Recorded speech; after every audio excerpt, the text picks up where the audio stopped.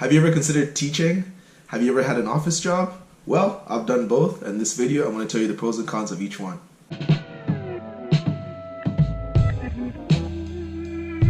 So, in 2016, I actually graduated from university, and since then I've had a few office jobs and I've also had a teaching position, which I'm currently doing right now.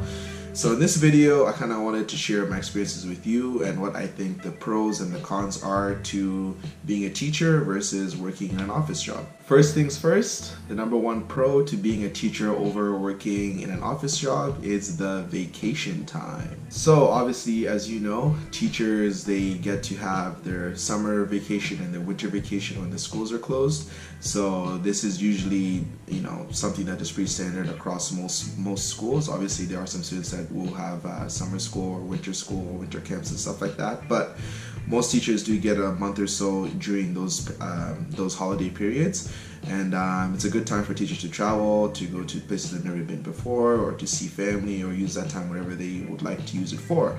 And in an office job, usually the amount of vacation time you receive is only 10 days, so you would only receive 2 weeks worth of vacation when you start a new job.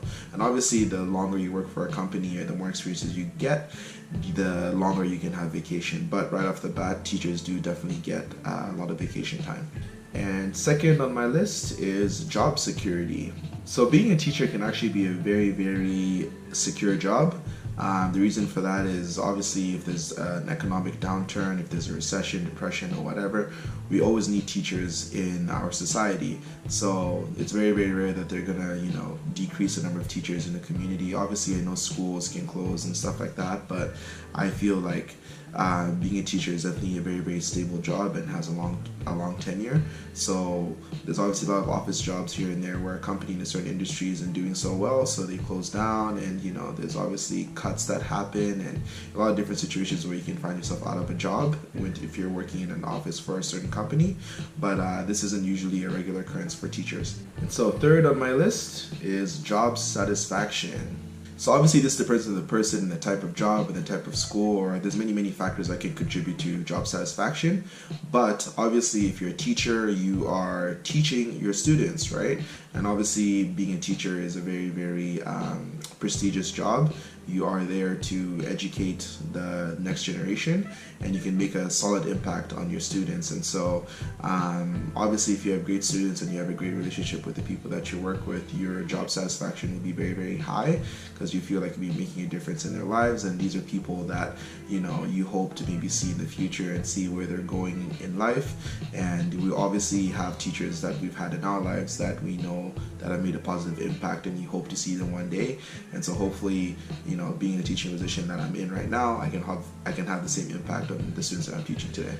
And fourth on my list is use of education. So this one, obviously, again, it can go both ways, but what I mean by use of education is that a lot of people complain saying, oh, why am I learning this in school, or why am I doing this or doing that?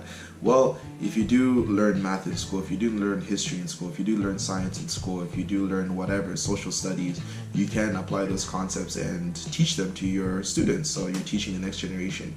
You learn something in school or university, and now you're applying that knowledge and you're giving it to the next generation. So obviously there's some office jobs out there that you may not do the same stuff that you learned in school. They may be more administrative, they may be completely different from what you learned or what you're interested in when you're studying. So if this is something that you're really, really passionate about, whatever course it may be, then teaching is definitely a good suggestion for you. And number 5 is the work hours. So again, working hours is something that can change. Most schools, obviously, if we're talking about elementary, middle school, or high school, they're done by 3 or 4 p.m. So you're not going to have any students that are going to be at the school after that time. So usually teachers start around 9 and end around 3 or 4 p.m. And working hours can be that fixed, or maybe another time you may have tests or exams, so you may have to take some work home with you and then mark that. But I think it's more of a pro because teachers aren't consistently staying late, they aren't consistently marking work or creating homework and stuff like that. So there obviously are some times where you get busy, but it's definitely, I think, a pro as compared to some office jobs where you may have to work a certain number of hours a week, or you may have to put in a certain amount of overtime. So that's my opinion. So now I'm going to do a 180 and I'm going to tell you the benefits of an office job compared to a teaching job. And the first one on my list is the money. So obviously if you have an office job, depending on what career it is and stuff like that, you may end up having a job that pays very, very well and has good benefits. Even though teachers do have some good benefits, obviously there's some jobs in the office that you can just get paid way more and receive way more than you would as a teacher. So definitely that would be a pro that the teachers wouldn't be able to have. Even though the job security is high for being a teacher, there's obviously many perks, like I had mentioned, to having an office job. So you can have more career progression. So you could start as an associate, then you become a senior, then you become a manager, and your salary is increasing as you go further and further. Then you become a senior manager or whatever, and you can work yourself to become an executive and all that stuff. Even though you can obviously climb the ladder in the teaching world, it's not as high as you can go obviously in the corporate world. And the second one on my list is repetition. So teaching can get very, very repetitive, especially if you're teaching the same subject year over year. So if you're a math teacher and you've been a math teacher for 20 years, you can only imagine how it's like teaching Pythagorean theorem every single year for 20 years. And obviously that's just like a simple example, but you get what I'm trying to say. It can get pretty repetitive and boring. And so obviously with office jobs, you can have different types of jobs. You can kind of be flexible with what it is that you want to do, and you can obviously change teaching subjects.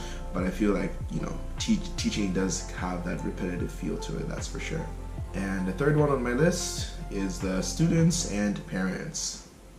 Like I mentioned earlier, you can obviously have great relationships with your students and make an impact in their lives, but you can also have the flip side where you have some really, really bad students, and obviously these bad students can make it or break it for you. And I remember when I was in school, we didn't always have the best students in my classes, and there were some students that, you know, were troublemakers. And yeah, sometimes, you know, some parents aren't so good as well. So what ends up happening is, you know, the teacher can get stressed out from the students and the parents, because the parents want their students to do well, or sometimes the students just don't care about school, and then the parents are putting that pressure on the teacher in order to get the teacher to get them to learn and to work hard and to do well in their classes. But it can be a very, very difficult and stressful situation that the teacher finds themselves in, and obviously this isn't something that you'd have to deal with in an office job. So not to say that it's a scary situation, but these are some situations that teachers find themselves in. And the fourth one is relationships. So as a teacher, you kind of feel like your life is under a microscope, meaning when you're outside of school, you know, you can always bump into your students, like especially in my situation, and when I teach in a small town or in a small community, I see my students everywhere. Doesn't matter where I'm at. Like I could be walking down the street at, you know, 8 p.m. or 10 p.m. or having a drink with a friend, or no matter where I'm at, I kind of feel like I always have to be representing myself well and representing my school well, because my students are always watching.